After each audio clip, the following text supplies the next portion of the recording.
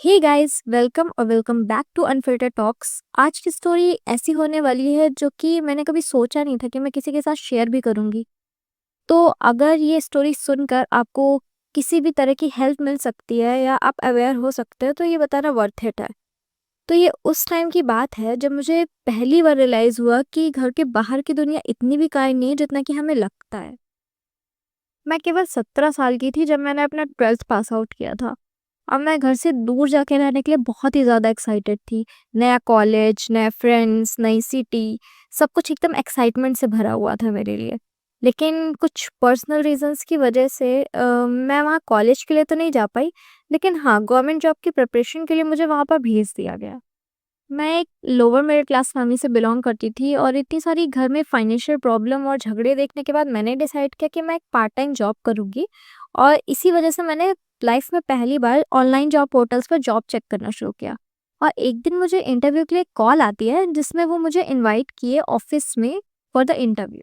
मैं इंटरव्यू के लिए रेडी होकर गई एंड वहाँ पर मेरा इंटरव्यू एक आदमी ने लिया जिसकी उम्र लगभग 27 से 30 साल के बीच में होंगी। और उन्होंने मुझे ये बताया कि यहाँ पर एक पॉलिसी है, सबको ज्वाइन करने के लिए एक सिक्योरिटी अमाउंट सबमिट करना होता है जो कि 6 महीने के बाद रिटर्न हो जाता है। पता नहीं क्यों मैंने उनको मना ही नहीं किया। उन्होंने मेरे से पैसे मांगे और मैंने अपनी सेविंग उठा के उनको दे दी, ये सोचकर कि एटलीस्ट हर महीने 15,000 तो मेरे पास आएंगे ही। मैं आपको जॉब के बारे में थोड़ा-सा बता देती हूँ। तो मेरी जॉब प्रोफ़ाइल थी टेलीकॉलर की और मुझे एक टारगेट मिला था जो कि था कि मुझे 20 लोगों की और जॉइनिंग करानी है और जब वो सिक्योरिटी अमाउंट डिपॉज़िट कर देंगे, तो वो काउंट हो जाएगा कि हाँ, उनकी जॉइनिंग हो गई है। और जब मैं ऐसे 20 लोग की जॉइनिंग करा दूँगी, तो मुझे मेरी सैलरी मिल जाएगी। और ये बात मुझे डिपॉज़िट देने के बाद पता चलती है अगले दिन। एंड ये बात जानकर मैं बहुत ही ज़्यादा टेंस्ड हो गई। एंड रिमेंबर जिस बंदे ने मेरा इंटरव्यू लिया था, yes he became my mentor. And 2 दिन मैंने बहुत ही ज़्यादा वर्क किया और मुझे कोई भी रिजल्ट नहीं मिला। तो मैंने अपने मेंटोर को कॉल किया क्योंकि मैं जॉब तो छोड़ नहीं सकती थी और मेरे पास कोई पैसे भी नहीं बचे थे और इसी वजह से मैंने अपनी फैमिली को इस बारे में कुछ भी नहीं बताया। एंड मैंने अपने मेंटोर को कॉल किया एंड आई सेड, सर मेरे से नहीं हो पा रहा है ये, आप मुझे वर्क फ्रॉम होम प्रोवाइड कर दीजिए क्योंकि कॉल मुझे कॉल ही तो लेनी थी, तो मैं वहाँ जाके कॉल लेने से बेटर मैं अपने घर पे कॉल ले लूँ। तो मैंने उनको बोला कि मुझे वर्क फ्रॉम होम प्रोवाइड कर दीजिए जिससे मेरे ट्रैवलिंग एक्सपेंसेस तो बच जाएँ। तब उन्होंने मुझे बोला कि आप कैरी ऑन करिए। उन्होंने मुझे मोटिवेट किया और उन्होंने मुझे प्रॉमिस किया कि वो मुझे स्पेशल डेटा देंगे जिसमें मोस्टली पीपल इंटरव्यू के लिए आने के लिए एग्री हो जाते थे। आफ्टर अ मंथ मुझे मेरे मेंटोर का टेक्स्ट आता है कि मुझे तुम्हें एक वेबसाइट पर लॉगिन कराना है जिससे तुम्हारा टारगेट जल्दी ही कंप्लीट हो जाएगा। तो मैं अभी ऑफ़िस में तो नहीं करवा सकता लेकिन ऑफ़िस के बाद मेरे केबिन में मुझसे आके मिलो।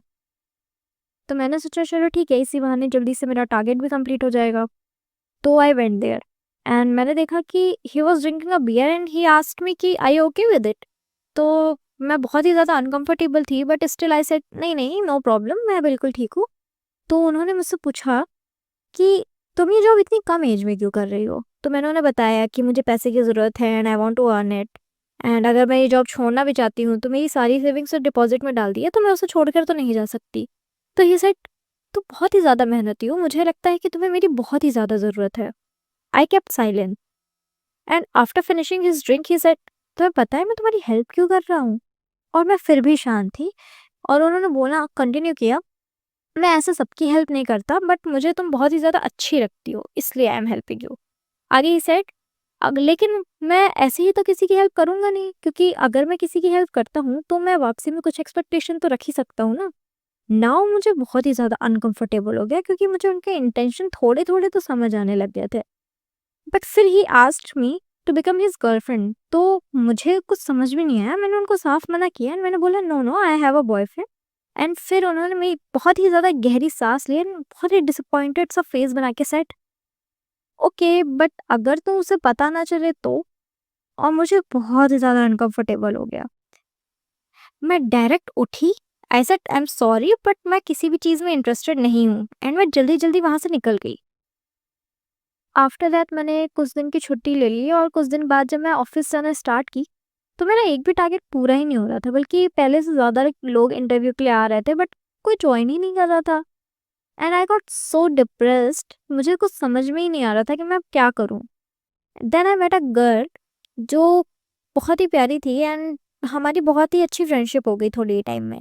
एंड एक दिन हमारे मेंटोर ने हमें साथ में बातें करते हुए देखा एंड पता नहीं क्यों वो गुस्से में लग रहे थे एंड उन्होंने मुझे ऑफिस में बुलाया और बिना मतलब डांटने लगे।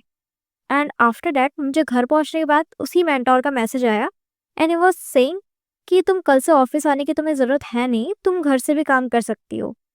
बट अंदर ही अंदर मुझे चीज़ें खाई जा रही थी क्योंकि अचानक ऐसा क्या हुआ? यूजुअली मेंटोर्स जिसको वर्क फ्रॉम होम देते थे वो या तो जॉब छोड़ देते थे या तो उन्हें किसी बहाने से हमेशा निकाल दिया जाता था। But I still worked.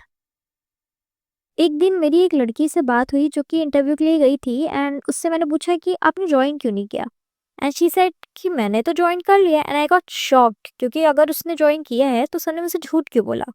And after that she said लेकिन मैं जॉब नहीं करूँगी, मुझे जॉब छोड़नी है। तो मैंने उससे रीज़न पूछा कि व्हाई क्यों छोड़नी है तुम्हें जॉब? तो उसने मुझसे बताया कि आपको पता है मैं जब गई थी तो मुझे ना मेरे मेंटोर ने रेस्टोरेंट में बुलाया था एंड वो वहाँ पे ड्रिंक कर रहे थे और उन्होंने मुझसे पूछा कि पता है तुम्हें मैंने इतनी कम एज में क्यों जॉब पर रखा है? तो मैंने पूछा क्यों? तो उसने बोला कि मैं उसे बहुत ही ज़्यादा अच्छी लगती हूँ और वो लगातार मेरे चेस्ट को घूर रहा था और ये मुझे बहुत ही ज़्यादा अनकंफर्टेबल कर रहा था और मेंटोर ने मुझे इनअप्रोप्रिएटली टच करने की भी ट्राई की एंड उस लड़की ने मुझे वो सारी बातें बताई जो सेम उस मेंटोर ने मुझे भी बोली थी and I got so concerned about other girls. तो मैं बहुत ही ज़्यादा कंफ्यूज हो गई कि अब मैं क्या करूं एंड मैंने ना अपनी उसी फ्रेंड को कॉल कर दिया जिससे साथ में मेंटोर ने मुझे देखा था एंड उसने मुझे बताया कि ये सारी बातें तो उस मेंटोर ने उससे भी बोल रखी है एंड वो भी जॉब छोड़ने का सोच रही है। देन मैंने डिसाइड किया कि मैं इन सब से बाहर आऊँगी and I रिज़ाइन्ड।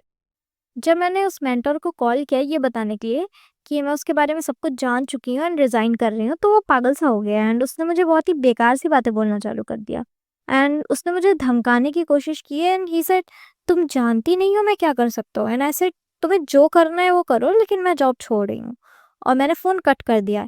And after some time सब कुछ धीरे-धीरे ठीक होने लगा पर अभी मैं उस समय के बारे में सोचती हूँ, तो मुझे ऐसा लगता है कि यार मेरी किस्मत कितनी अच्छी थी कि मैंने टाइम से वो जगह छोड़ दी एंड मैं उस चीज़ से बाहर निकल आई।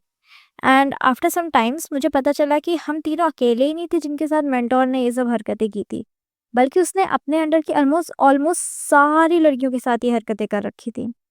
एंड आज भी वो खुलेआम घूम रहा है और ना जाने कित्तों के साथ ऐसी हरकतें कर रहा है। अगर आप में से किसी के भी साथ ऐसा कोई इंसिडेंट हुआ है, तो आप मुझे इस ईमेल पर मुझे अपनी स्टोरी शेयर कर सकते हैं एंड मैं आपकी स्टोरीज़ दुनिया को सुनाऊँगी। क्योंकि क्या पता आपकी एक कहानी किसी की ज़िंदगी बचा ले। अगर आपको ये रियल लाइफ इंसिडेंट सुनना अच्छा लगा हो, तो do comment your horrible experience and like, comment, share and subscribe for the more content like this and फिर मिलते हैं next real life incident stories के साथ। Bye bye.